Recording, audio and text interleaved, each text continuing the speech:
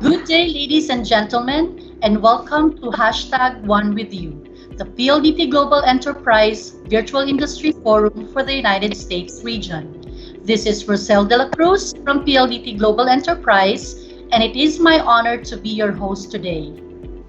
To all those who are tuned in, we truly appreciate you taking the time to be with us in this session.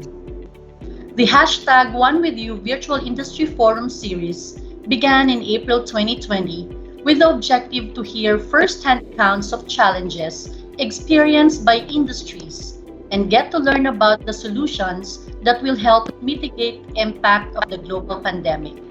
Also, this is our way of giving assurance to our customers that we are one with them in these trying times. And for our 12th leg, dedicated to the US region, we will get to hear relevant data from our keynote speakers from GLOBALDATA and PLDT Global Enterprise. We are also fortunate to have with us today a roster of speakers from different states representing the cloud service for contact centers and BPOs, content delivery network, telehealth, and telecommunication industries to discuss how the new normal looks like in states making an effort to mitigate and spread of virus, their unique key learnings and experiences, as well as share best practices and effective strategies on how they redefine and reinvent business operations to overcome the negative effects of the global pandemic. And most importantly, this session aims to highlight the role of technology as we are now living and experiencing the new future of work. If you have any questions and suggestions, please feel free to key them in through the chat box. Before we begin, here's a quick rundown of our reminders. For uninterrupted viewing experience, make sure you have a stable internet connection. Feel free to use any device to view the virtual event. And for better appreciation, turn up the volume or use the headphones. And now, to officially start the program, our first presenter is a highly respected equity analyst from the investment banking sector. He has studied the technology, media, and telecom sector for the last 25 years. He leads the development of GLOBALDATA's thematic research ecosystem, a single integrated platform for looking at all themes impacting all companies across all sectors. Here to share the latest data on the impact of the coronavirus on the global economic landscape, as well as how to mitigate its effects, please welcome on screen, live from London, GLOBALDATA PIC's Head for Thematic Research, Mr. CYRUS MEWAWALLA. How are you, CYRUS? I'm very well. Thank you, Rosel, for inviting me on your show. In the next 10 minutes, I will give you an analysis of the global economic impact of COVID-19 with a particular focus on three sectors: contact center services, content delivery networks, and telehealth. But let's start by looking at infection rates globally. COVID-19 has now spread to 190 countries, with around 9.1 million confirmed cases worldwide, and that's climbing at around 1 million new cases per week. There have been 471,000 deaths, up 35,000 just in the last 7 days. The US remains the worst impacted major economy, measured by either confirmed cases or deaths from COVID-19, and that's followed by Brazil and Russia. Many economists have cut their GDP forecasts as a result of COVID. Global GDP is now likely to fall 2.6% in 2020, according to the median growth projections from leading investment banks. China is the only major economy that is projected to have positive growth in 2020, albeit just 0.9%. Every other major economy is expected to shrink this year. France's GDP is projected to decline by 9.3% in 2020, Germany down 6.4%, Italy down 10.6%, and the US down 6.1% in 2020. This chart that I'm showing you now shows the change in our share price indices since the beginning of 2020 for a range of sectors. Pharmaceuticals and technology are the only two sectors where average share prices globally are higher than they were at the start of 2020. Every other major sector is down this year. Travel and tourism is worst hit, down 27%. Construction is second worst, down 22%. And insurance is third from the bottom. It's down 20%. Alternative data sets, such as the number of job openings in a sector, can often give us a much clearer picture of the outlook for a sector than officially reported figures for sales or output. These charts show GlobalData's active job indices for a range of sectors. They measure the number of job openings advertised in each industry every week since the start of 2020. The charts show that the hardest hit sector was travel and tourism, where the number of job vacancies fell by 75% since the 1st of March this year.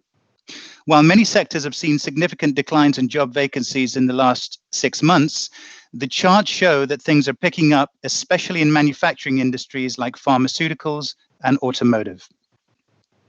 Let's take a look at how COVID-19 has impacted the global tech, media, and telecom sector. This chart looks at the share price performance of 17 sectors across tech, media, and telecoms in the 6 months since the 1st of January 2020. E-commerce was the best performing sector, with average share prices up 21% this year. The next best performing sectors were application software, gaming software, and cloud services. The worst performers were traditional advertisers, down 34%, and the film and TV industry, which was down 20%. To put things into perspective, the S&P 500 index has fallen 4% since January this year, while the Shanghai Stock Exchange Composite Index has fallen 3%. As governments begin to loosen lockdowns, we will have to prepare for a completely new world. Many companies will simply have to learn to use technology just to survive. You're looking at our 2020 theme map, which shows the key themes that every CEO in every industry will need to focus on in the coming months. The mega themes are colored dark purple, and they include 5G, the Internet of Things, the future of work, artificial intelligence, cloud computing, sustainability, and regulation. Let's take a quick look at the future of work. This is how we at GlobalData see the future of work. And everyone listening on this call will experience 5 changes in the way they work in the coming months. The first is connectivity. And by that I mean, how network devices empower people to better manage their work life. Drones, wearable tech, and 5G are the relevant technology themes here. Second theme is collaboration. How can we embrace our modern workspace with greater agility? Collaboration tools and better customer relationship management tools will help.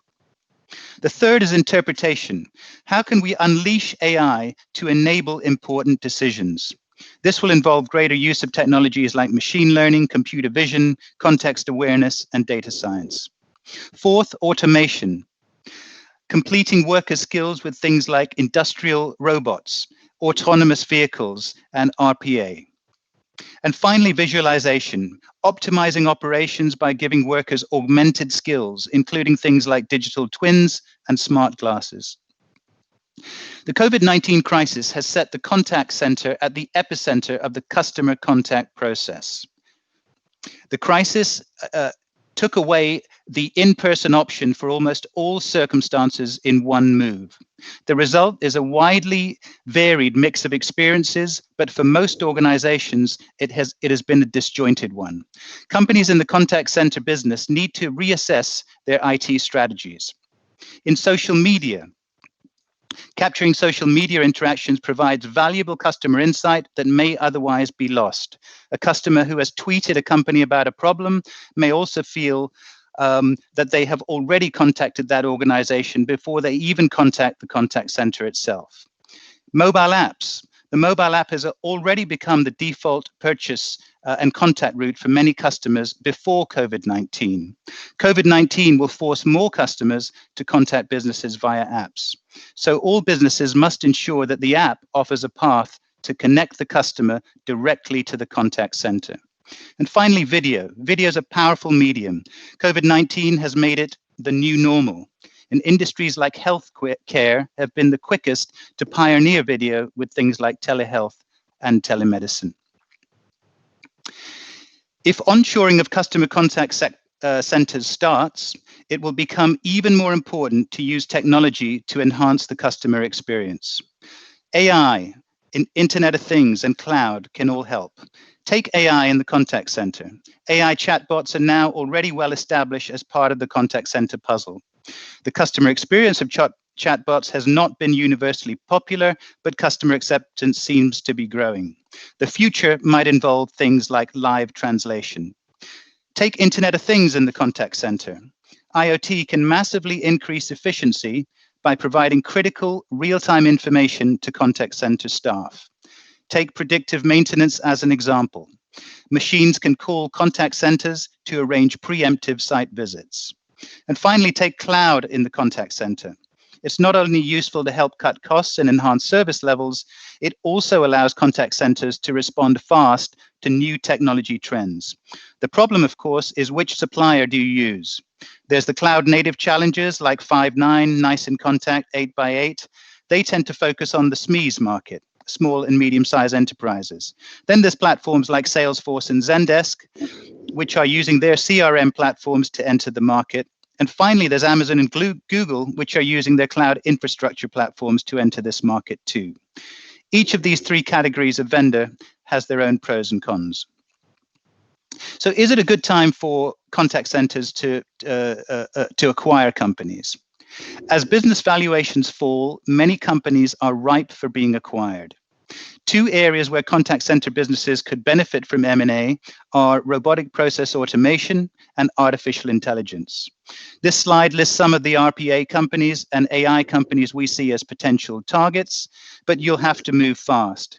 There's already been significant M&A activity in this area from big tech. Microsoft just last couple of weeks ago bought Softomotive. Now let's take a look at content delivery networks. COVID-19 has increased the shift from broadcast TV to subscription video on demand as more people work and play at home. This chart shows our recently revised forecast for the broadband and pay TV market in the US.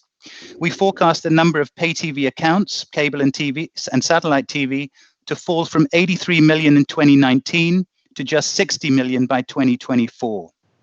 Residential fixed broadband accounts will rise from 94 million to 104 million during the next 5 years. But the biggest growth comes from SVOD subscriptions. These will rise from 205 million in 2019 to 361 million subscriptions in 2024. Now, Cisco, Akamai, and others, they can all give you the associated internet traffic numbers. The general view is that networks will be overwhelmed by all of this video content, much of it on mobile. In the film and TV industry, there's a well-known saying, content is king. Well, nobody seems to have told investors that recently. Just look at the relative share prices between Netflix and Disney. This chart shows you how traditional players in the TV industry risk being left behind by the new disruptors in this content streaming world. The key takeaway from this graphic is this. Today, owning a video streaming platform is key to building lasting customer relationships. Content creators need to move into content delivery. Disney started this transition very late, but other content creators are even further behind. For us, remaining a pure content creator of content is not a viable option for the future. Now let's take a quick look at healthcare and in particular, telemedicine. Telemedicine is becoming a critical tool for patient management.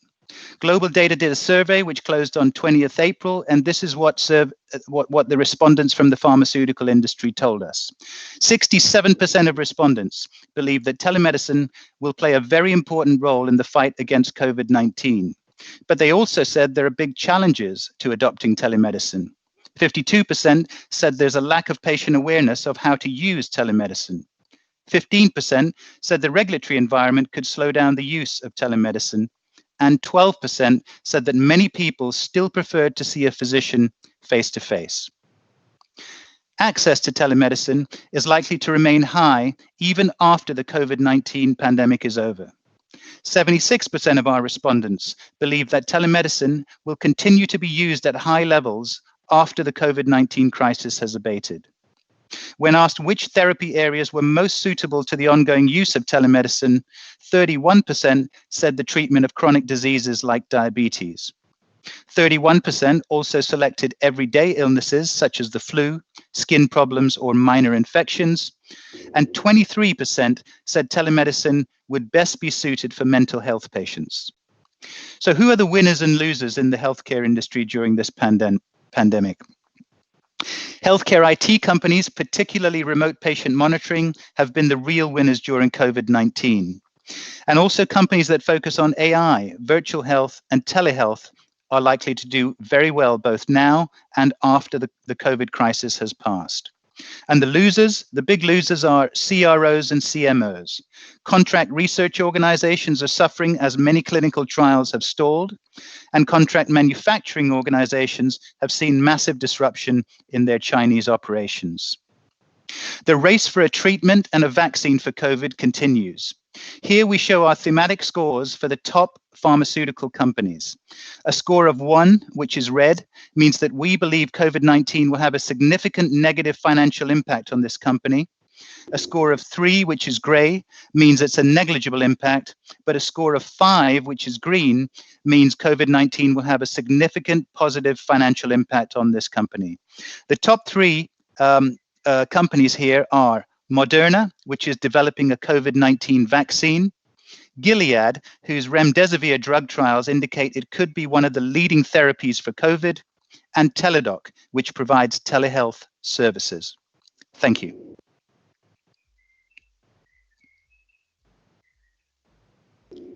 Thank you very much indeed, CYRUS, for sharing with us this relevant information. We've heard some bad and good news, but more importantly, there are opportunities and so much things to do. We just have to be positive and optimistic so we can all move forward to a better day. We will be hearing more from you later, okay? Thank you. And now, to share with us some insights on how sectors across the United States region have successfully moved forward from the effects of pandemic. Please welcome, live from Mount Rushmore, Managing Director and Senior Advisor of PLDT United States, Mr. Rich Ortega. Hi, Rich. How are you today? Hello, Roselle. How are you doing? I'm good. Good, and welcome to the rest of the people here that are participating in this forum. You know, I was amazed by what Cyrus just shared. It's amazing because we didn't plan for this, right? But from a technology perspective, maybe we were prepared. I'm going to discuss that. You know, another thought along with that is that, you know, technology we know is always changing and at record pace. So what I want to do is talk about some positive and negative implications from this pandemic that we're experiencing in the United States and across the world. And I look forward to sharing that. Again, there are both negative and positive impacts from this pandemic. So, you know, one of the things that we witnessed in this country from Feb to May of this year was a lot of negative impact to our economy in the US. It was something that, again, we didn't plan for. But as of last month, May, we saw some things changing. And again, as there's negatives, there's positives. I'm looking for the positive outcomes and what we do as a telecommunications technology provider to help with enabling that future. So the impact has been great, but we are planning for a more connected future, right? So what has happened is something that I thought I'd never see, but it reminds me of so many things that have happened in the past when we've had disasters. But the things that are new, like shelter in place, most states went to a shelter in place mode where we couldn't leave our homes, and we left, it was just for essentials. And then as it relates to business, we started talking about working from home. And from a telecommunications perspective and a provider perspective, what do we do to make sure that happens? We still need infrastructure, and we definitely need communication services, but they have to change. You know, business can't stop, obviously, globally, regardless of the downside of the economy in the US and how many jobs were lost. We have to keep going.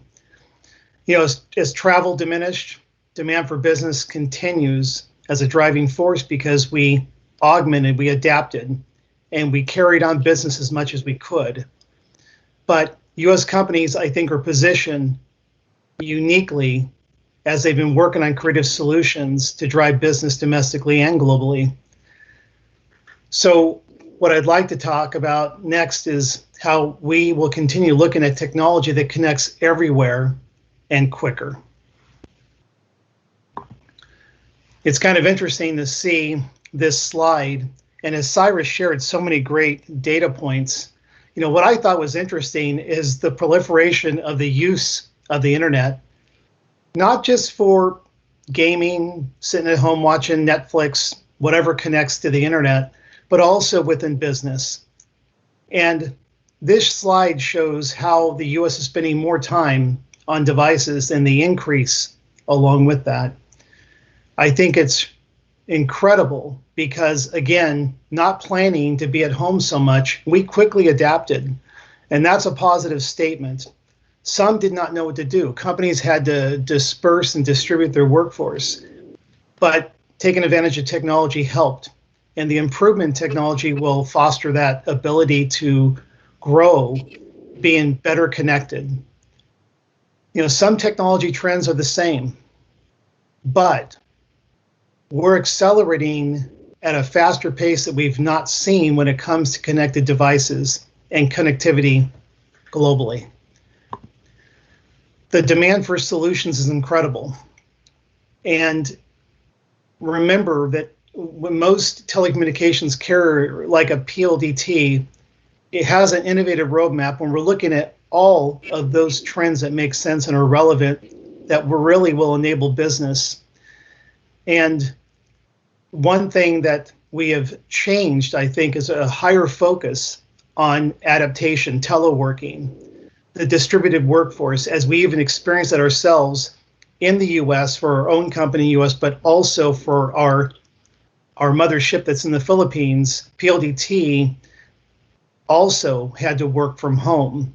And that was a very daunting task, the thousands of employees that had to work from home. But we adapted. Network infrastructure is an area that sometimes gets forgotten. We started talking about all these newer terms in communication services, but the demand on network infrastructure is there. It always will be there. And we saw an unusual demand for infrastructure that we had not seen in a while. There's demand on bandwidth, the speed of data, having to release caps or to get rid of caps on some plans to increase the flow of data so clients could accommodate their distributed workforce. A definite need is a high-level video conferencing solution or solutions plural. There's many out there. Our own company uses many methodologies. We provide services that do video conferencing, and some of our partners, one on this call that is one of those partners in our video conferencing solutions. You know, some of the products that we are keenly focused in on as a provider are contact center solutions. We're going to hear from a partner of ours that has done well in bringing to the market a great solution for contact center as a service and having the ability to have a distributed workforce and have teleworking done well. We talked in the industry about SD-WAN. SD-WAN is a great solution for what is happening today within this pandemic because of the need to speed up delivery of added networks and distributed networks, but also a change in the way that we look at the office. You know, for example, what does an office do when they have a major center? Let's say it's based in San Francisco, and now they have to spread the ability to communicate across all the homes of all their employees. Some companies have gone to meetup centers where they have a certain site that maybe will have fewer employees. So we still need a better connectivity solution than maybe that what they had, and something that basically speaks to on-demand services. SD-WAN can satisfy some of those requirements. Telehealth solutions, we are uniquely focused in, and as a best practice for the Philippines, say, part of our company is focusing on telemedicine and telehealth. Teleworking, I already addressed that. Teleworking is changing. It's not that we haven't had teleworking, especially for years in the United States, but the way we're looking at it is different because some companies are making that maybe a permanent solution now.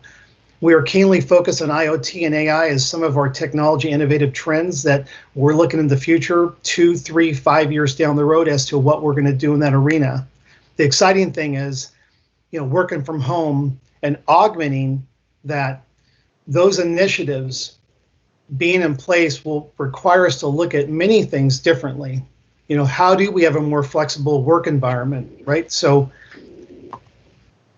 policies from working at home, something maybe we don't talk about too much, but as a communications and technology provider, we have to look at those policies that center around how do we enable certain kinds of technology to work in whatever environment. Now we're looking at working at home. Well, collaboration we know is critical, but collaboration also requires a policy or a plan on how we do that. It's important to make sure that workflow doesn't get interrupted. For example, I mentioned meetups. Some companies that in our conversations in the last month or two, we're talking about maybe a permanent solution for working at home. Well, what happens when there needs to be a collaborative session? Well, those clients may reduce their office size. They have meetup rooms, and that trend has been happening in the United States for quite some time. I remember way back in my experience with another carrier that I was with, that we got rid of 90% of our offices trying to help with reducing our carbon footprint because of global pollution. And we did have many rooms that were meetup rooms where we could collaborate when we had to physically meet. So that trend is continuing. I think that we're looking at it differently because of what's happened with this pandemic. And a big one is security. Security is critical to device usage. It's critical in how we work together. It's critical in how we download files, we transfer data. So even though the slide I showed was about internet usage, data in general is increasing across the globe at a record pace. Our focus will be on how we can enhance and enable companies to move forward. So planning for the future. The big thing that's critical to a company our size is how we future-proof.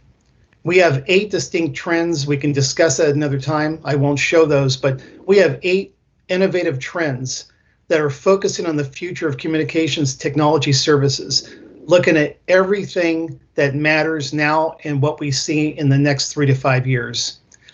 We talk a lot about cloud initiatives. Cloud initiatives seem to be the thing that is enabling so many businesses to rethink the way they gather revenue, what they can do differently to even augment a sales force by, for example, we've been talking about teleworking. Cloud initiatives will help that trend immensely.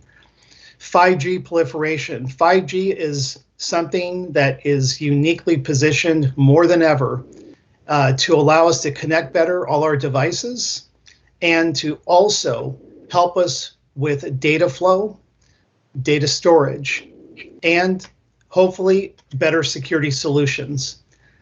Digital transformation is something that we're talking more about because many companies have not maybe gone through a digital transformation. Cloud initiatives help with that, but digital transformation is an ongoing activity, but it needs to be accelerated now more than ever because of what is happening with the pandemic. And as Cyrus was alluding to, is that maybe it will never be the same. The new normal may be that we see business differently, new businesses, new revenue that will be formed in different buckets.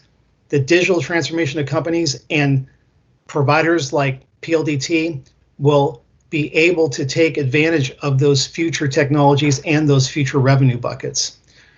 As a company, we are committed to working hard along with our partners for our customers. What we need to do as a telecom company, some of these things happen because of our focus on best practices. One of the things I think is critical right now is speed of delivery. As we are changing the way companies need to do business and how they have to redirect their traffic or do new technologies, say, especially in the home, new office setup, our delivery is critical as a provider. So what we do in the US is that we focus on speed of delivery in project management, delivering services. Those things are critical to helping companies get away from what has happened and that's negative to change the way they do business. So speed of delivery is very important today.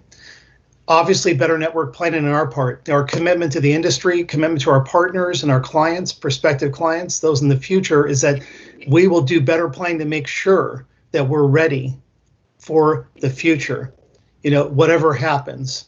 Technology is interesting, as I said earlier, is that maybe we were prepared. We definitely transitioned quickly to a new environment, but we also have been planning for technology as it relates to trends and the delivery of solutions and the speed of data for some time.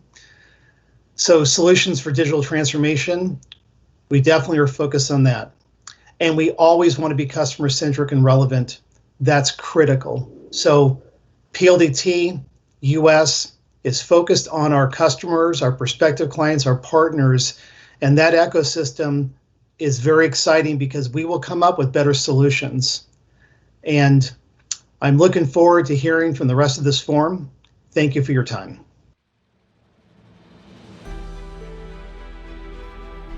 Among emerging markets, the Philippines continues to remain a standout with the fastest growing economy in the Asia-Pacific and the second fastest in the world. Many factors have attracted investors to its shores, such as its government's focus on urbanization, a population of 110 million citizens, the second youngest population in Southeast Asia, an internet user base of 76 million, and an annual national spend of 4.5 billion on e-commerce, among others. For businesses looking to expand their reach, the Philippines stands as the perfect starting point. And as the B2B arm of the Philippines' leading ICT and digital service provider, PLDT Global Enterprise is best poised to bring your enterprise to greater heights by allowing you to do business beyond borders. Boasting of Philippines' widest fiber optic network, a whopping 322,000 kilometers and growing, PLDT Global Enterprise is able to support the bandwidth-heavy requirements of large enterprises, CDNs, OTTs, and international carriers. Its massive array of connectivity capabilities help ensure a fully redundant network for both partners and customers who are dispersed across several countries and regions. On top of reaching the Philippine market, PLDT Global Enterprise can also serve as your gateway to the rest of the world. With its expansive submarine cable network and points of presence across Asia-Pacific, the Americas, and Europe, your enterprise can easily route and deliver data to practically anywhere in the world. Its Vitro data center network is located in strategic sites across the Philippines and is part of the Next Center International Data Center Network, allowing customers to leverage on a network of over 100 global DC connections. These capabilities can be validated by and have benefited partners and customers from large enterprises, CDNs, OTTs, and international carriers from across the world,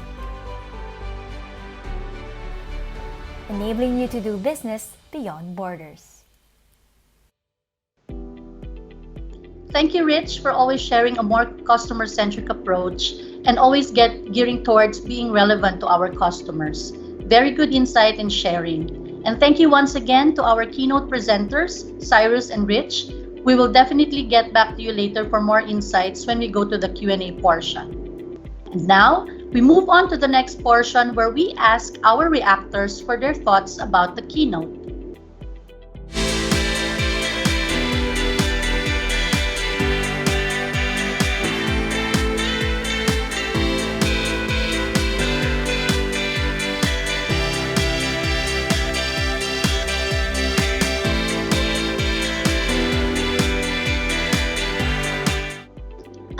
point, I would like to introduce our esteemed roster of panelists who are also live with us today. They will be sharing insights and personal experiences on how their organizations and industries redefined and reinvented their ways of working to thrive in the new normal. First up, live from the City of Angels, California, is the head of carrier relations for Verizon Digital Media, representing the content delivery network industry, Mr. YONGCHUL Yang. Good day, YONGCHUL. Any reactions or insights from the previous keynote presentations, and if you could also share with us your plans for the rest of the year and beyond? Sure. Great to hear from CYRUS and Richard. Thanks for their insight. And I'll just elaborate a little bit more on the content delivery network, the CDN, how Verizon and Verizon CDN business have responded during the March 1st through May 31st in regards to the impact of our customer behavior change and the data change in terms of the data usage. And what you see here is the how the Verizon and Verizon Media have responded, and with the big jump on the traditional voice calls and text messages in the United States. Not just people rely on SNS and the messaging services, but they actually have increased on the voice calls and text messages to reaching out their loved ones and the families that live across the United States. And that is showing the big jump. And also the Verizon Media is doing about less than 10% of the total internet traffic day to day, anywhere from 5% to less than 10%. It shows the number of page views and plus how many millions of users have reached our network globally during those 3 months period, and all those the millions of streams that I have shown across the globe.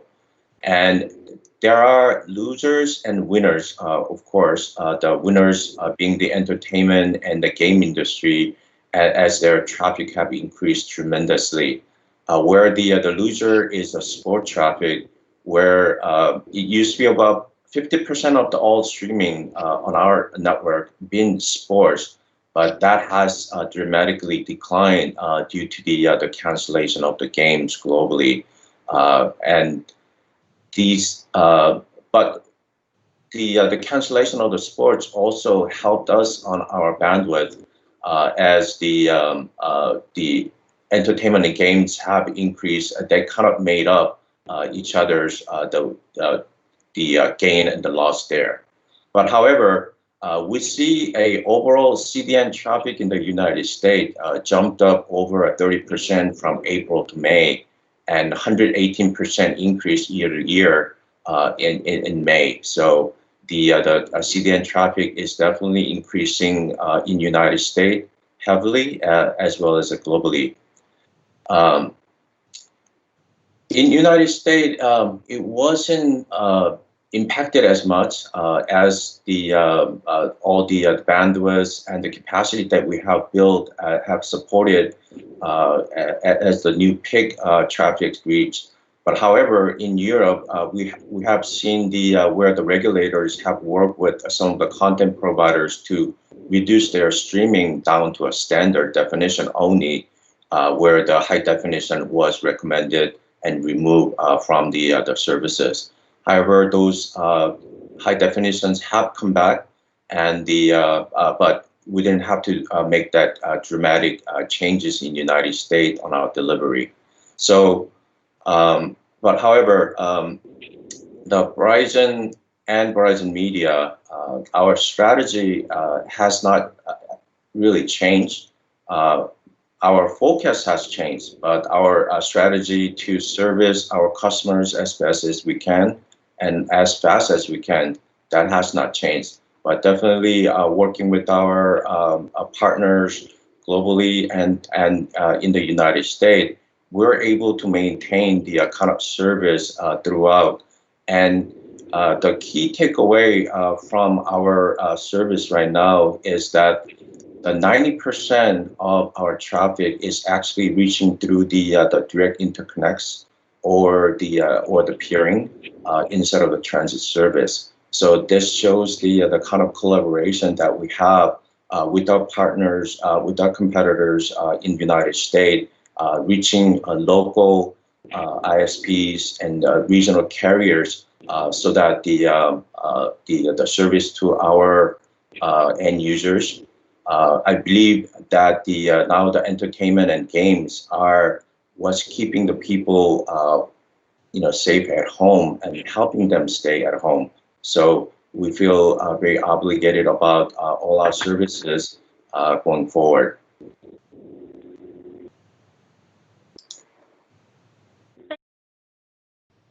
Thank you, YONGCHUL. It's always great to hear updates from you about the plans of Verizon as a whole and Verizon Media. We are excited to collaborate and be part of your growth this year and the years to come. Next, we have with us, representing the telehealth industry, is the President and CEO of AMERNET Unified Communications. Live from the Bay Area, please welcome on screen Mr. Charles Kung. Hi, Charles. How are things with you? Great. Thank you, Roselle. Thank you. We just want to hear your thoughts on the keynote presentations shared by Cyrus and Rich, and if you could also give some insights on the new adoption of the telehealth industry in the new norm, plus, of course, how COVID-19 changes telehealth landscape and its operations. Thank you, Roselle. So, as everybody knows, the COVID-19 has raised a lot of changes and questions. So, as far as for the healthcare industry, is a big impact. All the healthcare provider right now, they already have all the HIPAA regulation and the waiver from the Center of Medicare and Medicaid. So all that has been lifted. So that means that all the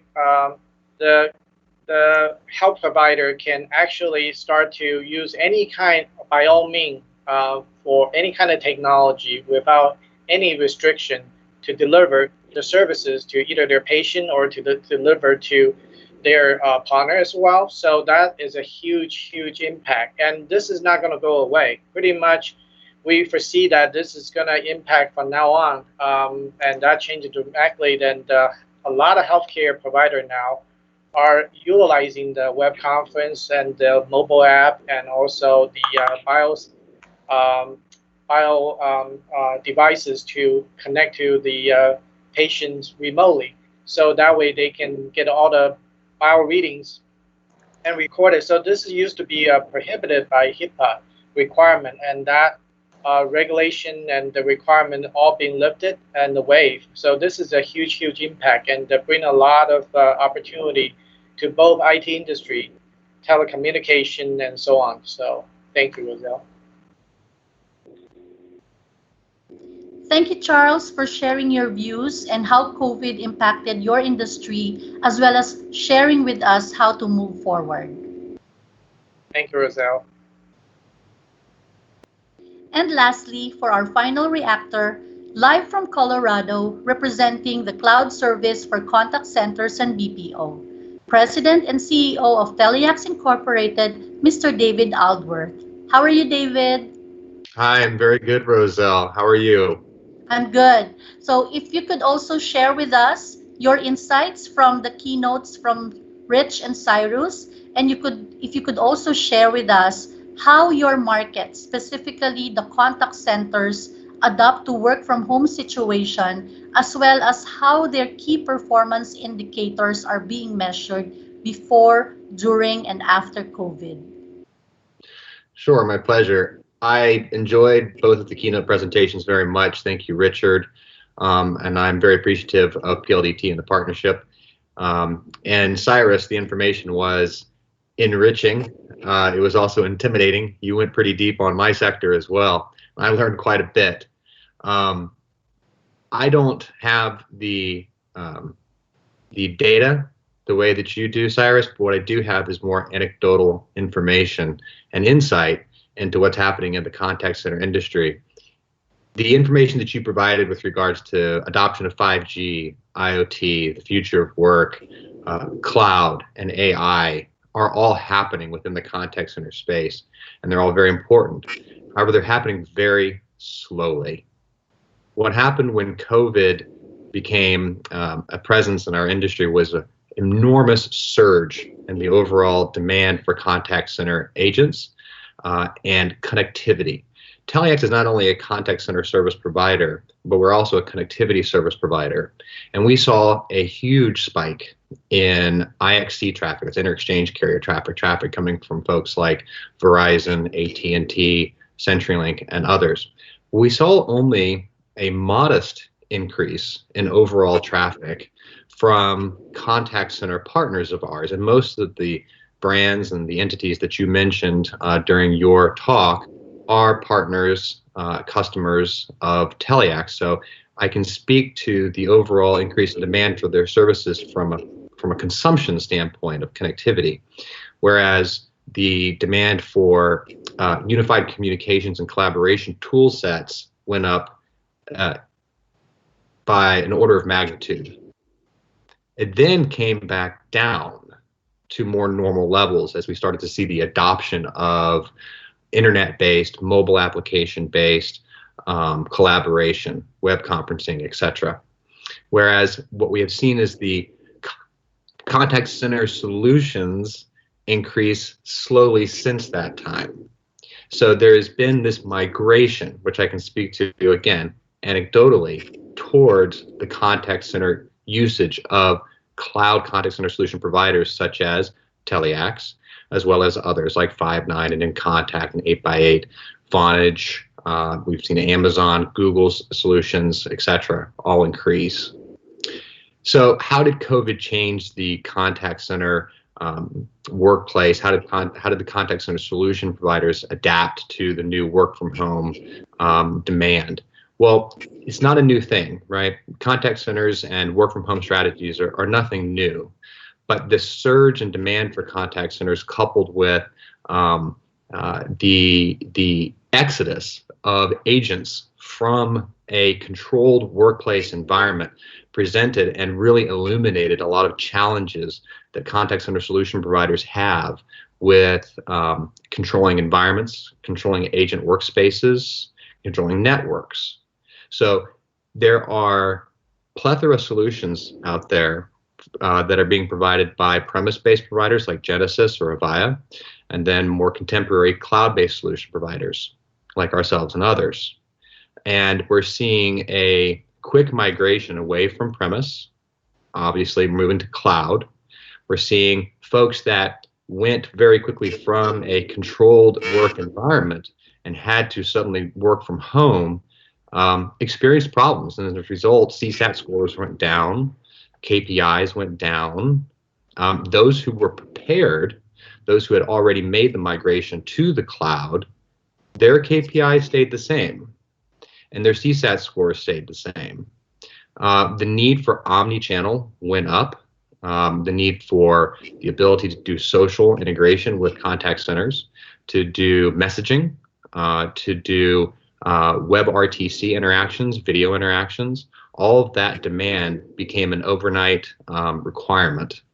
So we've adapted quickly in providing these solutions to folks who need them, and we've seen a very slow but increasingly accelerated migration to cloud solutions.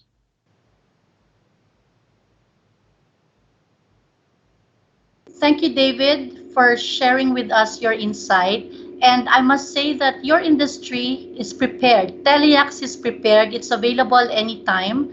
Just by having, an internet or a reliable internet connectivity coupled with other internal requirements and integration, depending on the type of campaign or solution that you provide to customers, TELIAX solution will go live in a week or two. So this is really phenomenal. Thank you, Rosa. Yes. And to all our other speakers, thank you for sharing your invaluable insights. I'm sure that all other organizations outside the United States region who have yet to change their ways will draw inspiration and motivation from you in this day and age. At this point, we'll now officially proceed to our Q&A segment.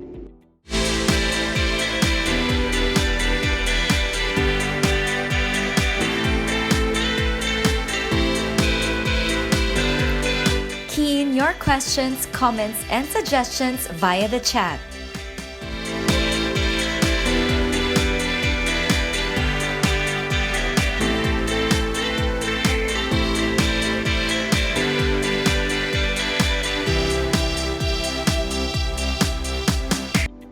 To everyone who's tuned in today, join us and be part of the discussion by keying in your question via the chat feature.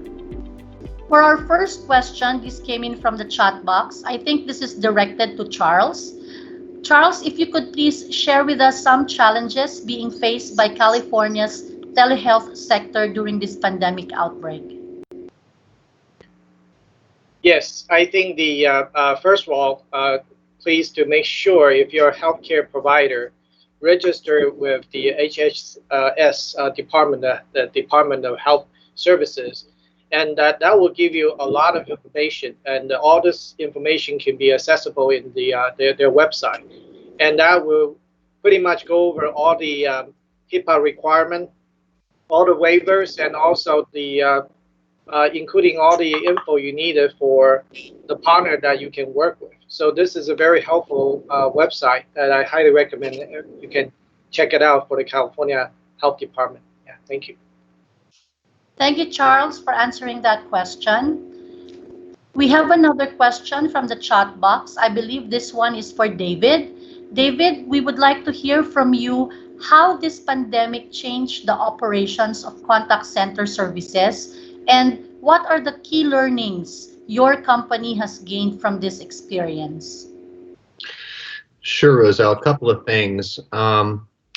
You know, we learned that the contact center must have a solution for remote agents.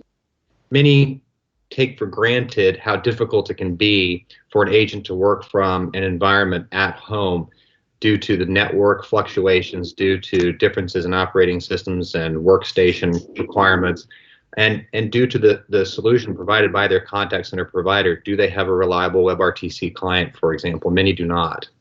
We also learned, very importantly, that folks who didn't think they needed a contact center, it's not just about the enterprise. It's not just about calling your airline. It might also be about calling your dentist.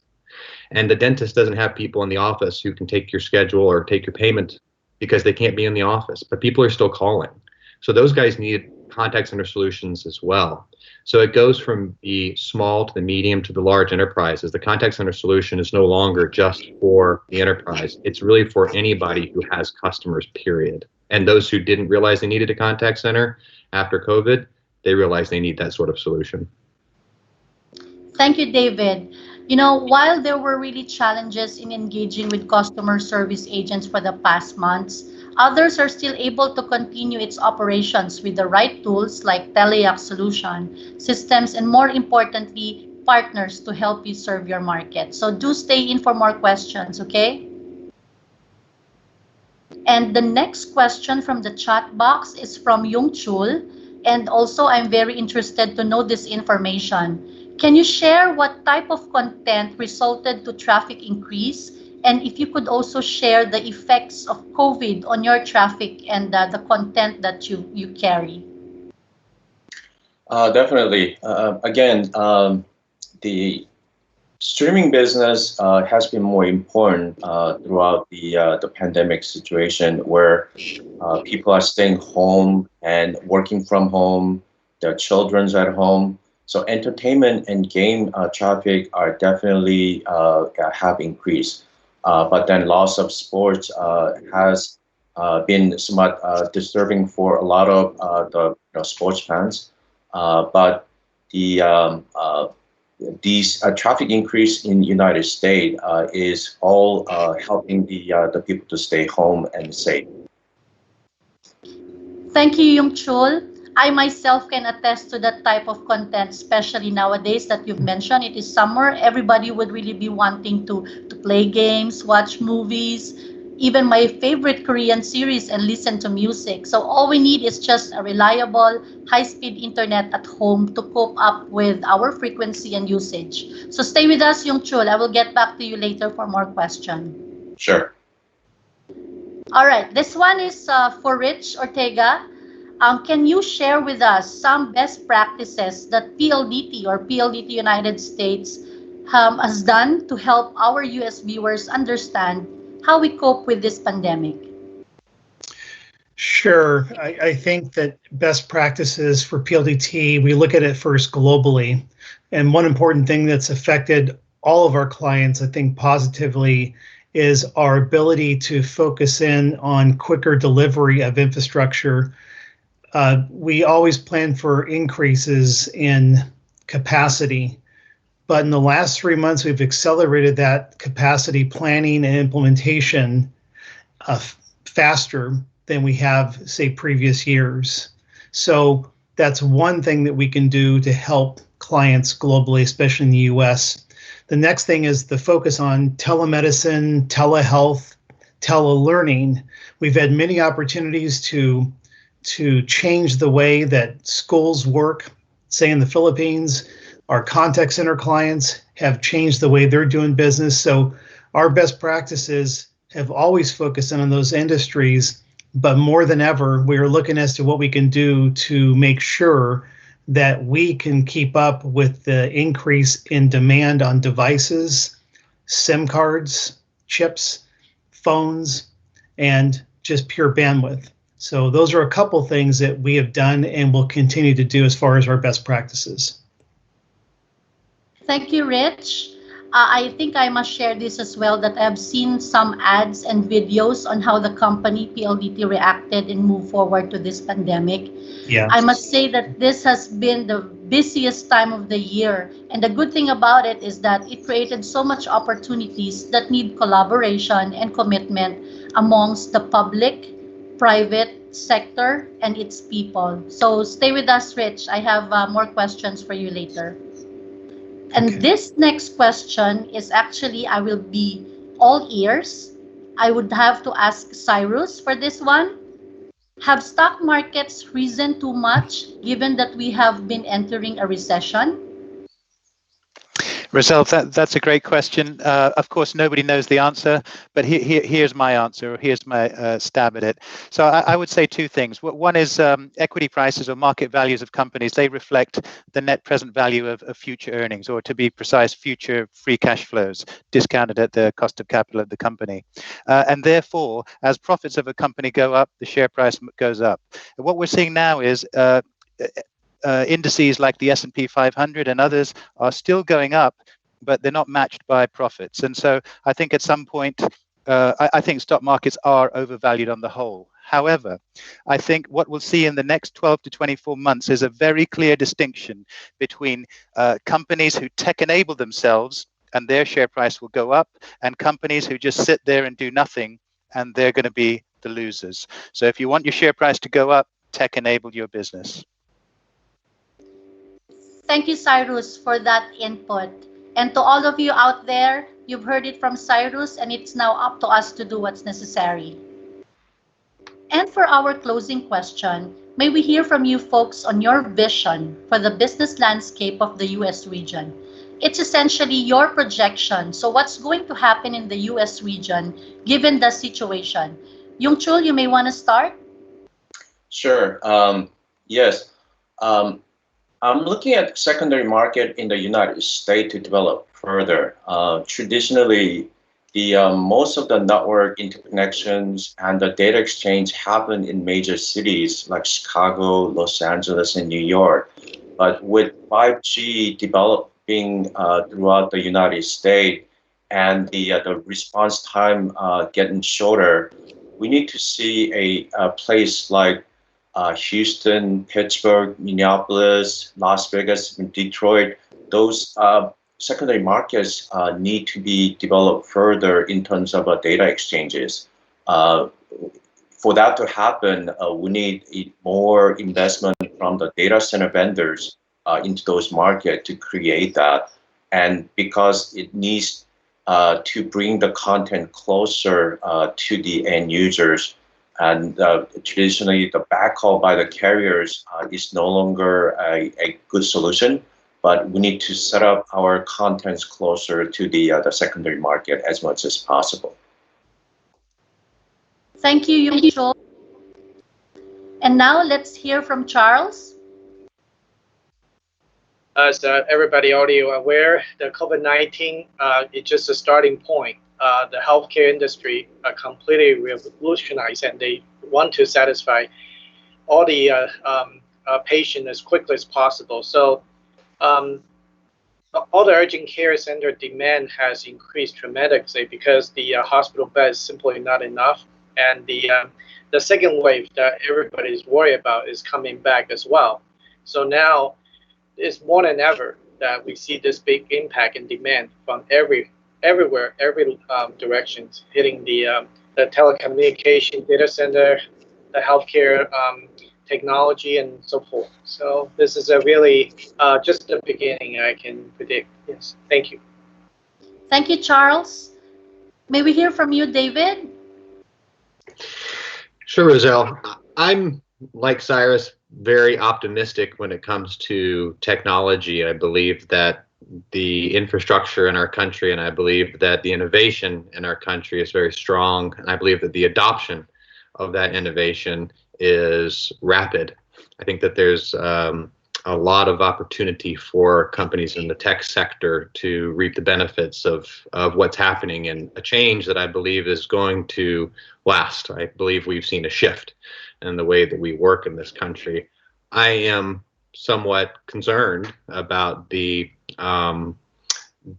discontent and some of the intolerance that we see through this period of time, and I am hopeful that as a country we come together and that we embrace tolerance, and that we do find opportunities to keep our country employed and keep the economy strong. Thank you, David. Well said. I agree with you on that one. And may we hear from CYRUS? Hi, Roselle. So my hope is that we find a cure, we find a vaccine and a cure for COVID very soon, so that will help corporate businesses. My vision is that regulators work together all around the world to speed up the time it will take to approve a drug once it's, or a vaccine once it's found, because normally that takes a long time, and they can use technology, regulators can use technology to do that. Thank you, Cyrus. We're praying for that vaccine as well. And last, Rich, may we hear your thoughts on this as well? Yes, thanks, Roselle, and the rest of the group here. I think there's a very important trend that as a communications provider globally that we see proliferating, and we hope to enhance it from a US-centric perspective, and that is the ability to keep up with demand when it comes to the many connected devices. And again, I just want to make sure that it's not, as I've reflected in one of my slides, it's not just internet use, but as we look at things like, say, streaming video and the such, but when we look at the connected device for enabling businesses and how they have to do business differently around the world, especially our very large client base of ours is contact centers. And we serve them from the Philippines, but all over the globe, and say in the US, very important that we keep up with their changes because it is a huge sector for us. So again, as I stated earlier when I was speaking, that from this, we want to be more relevant, more focused on the client solution, keep on practicing our ability to enable technology that is being developed, created, and productize it into useful, meaningful solutions. But the trend that I hope we see, and I'm planning to see as we focus ourselves on different solutions, and some of those solutions with a couple of our partners on this forum, that we become more relevant to US companies and help through this horrible pandemic and this horrible disruption of business. So that's how I view the near term and the medium term. The long term, who knows? But technology, I'm very positive and optimistic, as you know, Roselle and some of the team members here, that I am really optimistic about what technology can do. So that's my perspective. Thank you, Rich. I agree to everybody's comments. And apparently, we run out of time, but we'd love to hear the rest of your questions. So if you have more queries, send in your questions to the details seen on your screen or scan the QR code on your screens to learn more about PLDT Global Enterprise. To our esteemed roster of presenters and panelists, and to our viewers who tuned in today, on behalf of PLDT Global Enterprise, thank you for spending this memorable morning with us. This was #OneWithYou, the PLDT Global Enterprise Virtual Industry Forum for the United States region. And this has been your host, Roselle de la Cruz, saying stay healthy and be safe, everyone. Bye!